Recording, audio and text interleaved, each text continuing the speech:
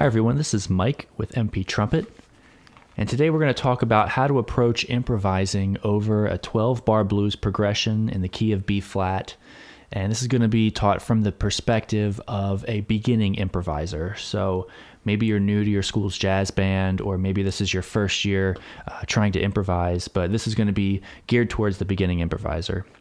So everything that we're going to discuss today can be applied to any instrument. The playing examples that you're going to hear are going to be played by me on my trumpet, since that's my primary instrument.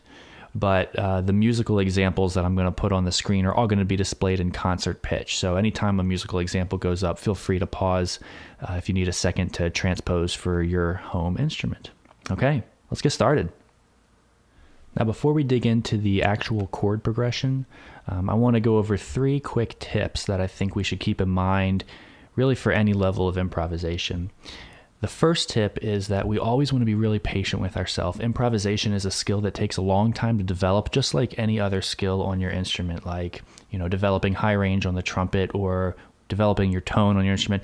You know that those are going to take time, and so you're patient with yourself, hopefully, and improvisation is no exception, so be very patient.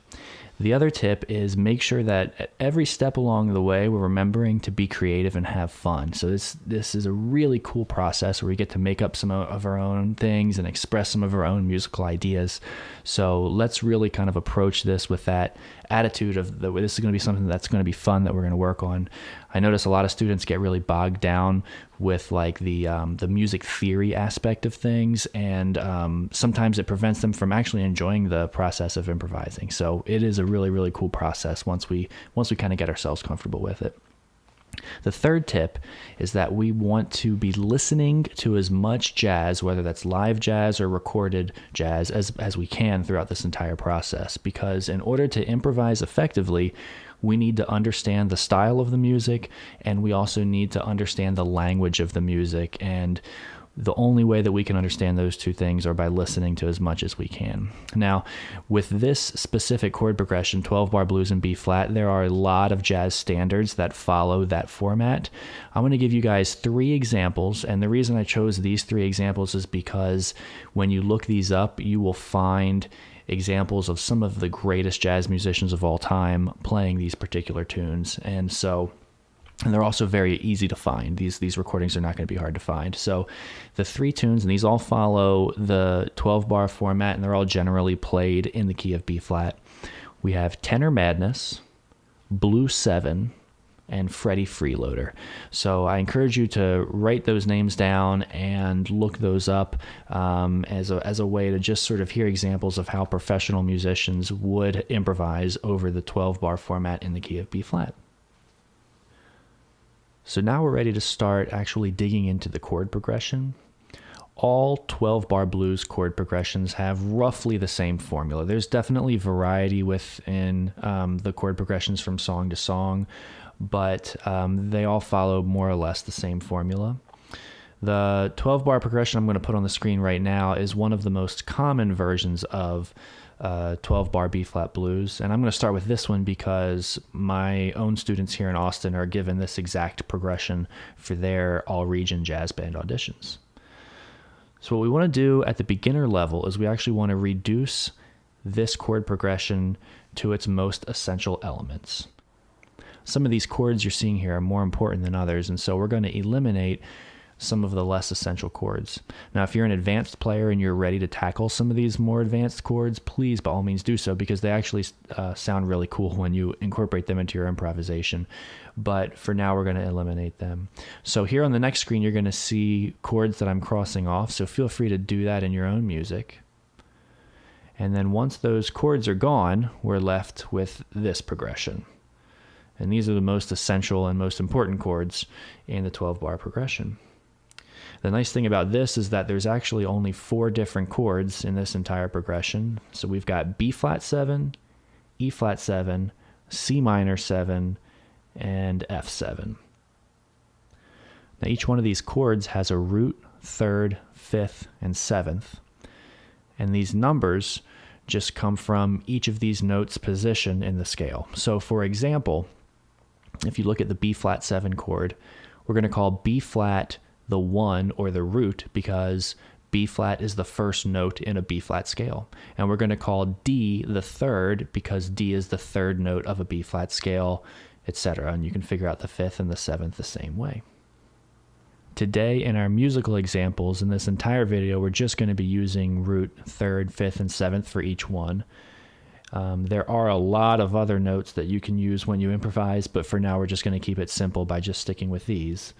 So once you've had a chance to figure out what the root, third, fifth, and seventh are of each of these four chords, I would then suggest just listening to the chord progression a couple times, listen to your background track, so you can start to kind of get a sense of how these chords fit together. And once you've listened to it a few times, we are now ready to start playing. So the first playing example that we're going to do is literally just starting with the root of each chord. And this is going to give us a chance to figure out how to follow the chord progression correctly and also get us used to how many measures each chord has to be held out for. So what I'm going to do is I'm going to play a B flat for the first measure, then I'm going to play an E flat for the second measure, then 2 measures of B flat, and I'm going to go through the whole chord progression like that, okay? And it is going to sound just like this.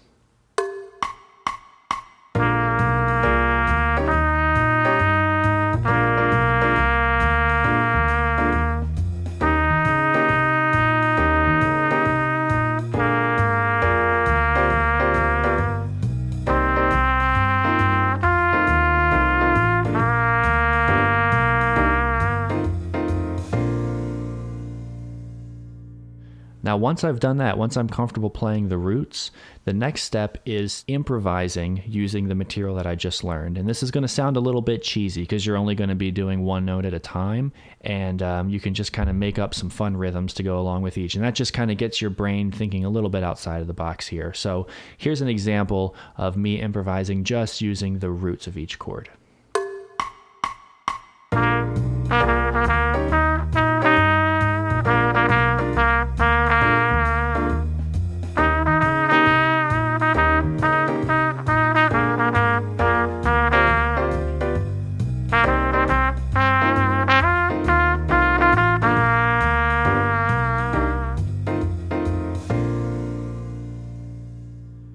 The next thing that we're going to do is we're going to add the third.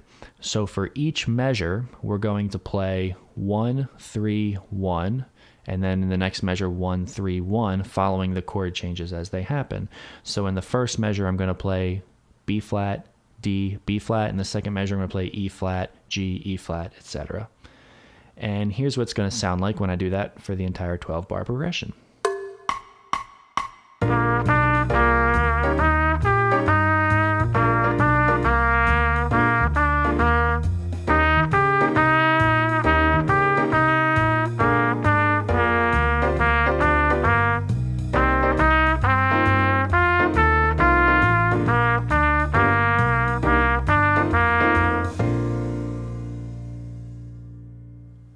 Once I can do that comfortably, then I can start improvising using only the root and the third. And again, it's going to sound a little cheesy because you're limiting yourself to so few notes, but that's okay because we're going to give our brain a chance to get used to these notes one at a time. So here's an example of me improvising using only the root and the third of any given chord.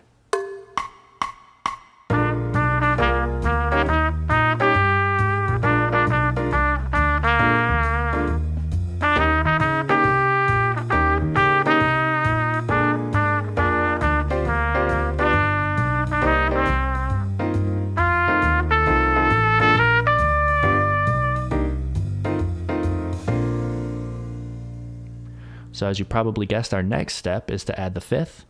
So in each measure, I'm going to now go 1, 3, 5. And here's what that's going to sound like as I apply that to the entire chord progression.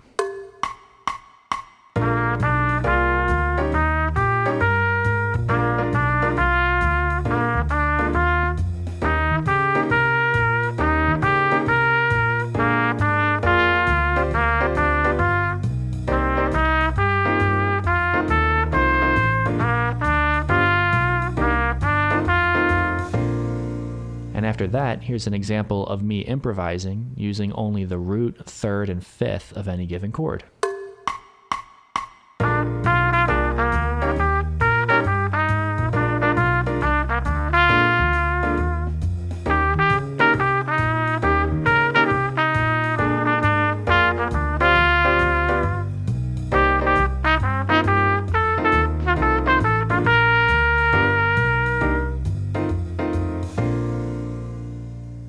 And the last thing that we're going to do now is add the seventh. So in any given measure, I'm going to go 1, 3, 5, 7, and you can do whatever rhythm you want. Here I'm just going to do a simple little eighth note rhythm. And this is what it will sound like.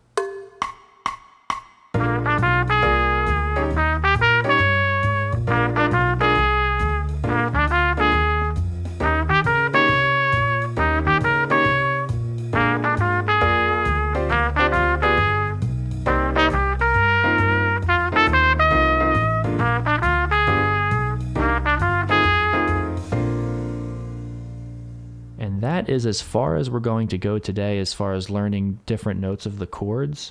What's really cool about that is that you can actually create a nice solo that's simple and fun, but still pretty creative, that really makes it sound like you fully understand the chord changes, and all you're doing is using 1, 3, 5, 7 on each one.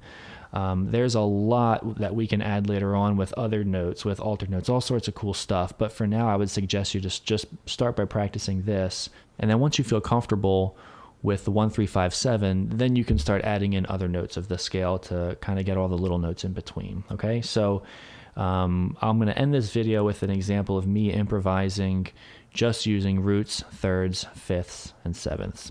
Thank you for listening.